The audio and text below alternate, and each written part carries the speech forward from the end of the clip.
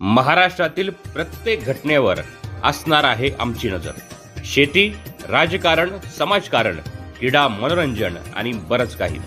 आपण पाहताय महाराष्ट्रातील वेगवान न्यूज चॅनल स्वराज्य लाईव्ह।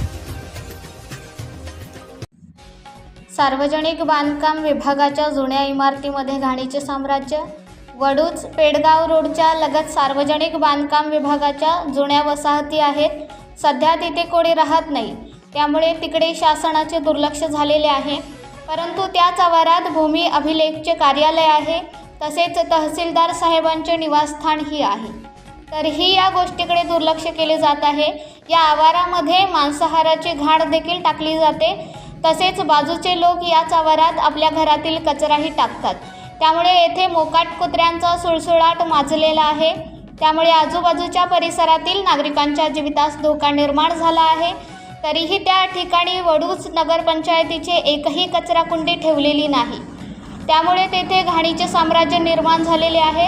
शेजारील असलेल्या शाळा व हॉस्पिटलमध्ये असणाऱ्या पेशंटना साथीच्या आजाराला सामोरे जावे लागत आहे। वेळोवेळी तक्रार करूनही या प्रश्नांकडे लक्ष दिले जात नाही।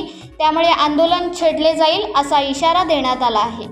स्वराज लाईव्हसाठी प्रतिनिधी दिलीप फडतरे, वडूज, सातारा।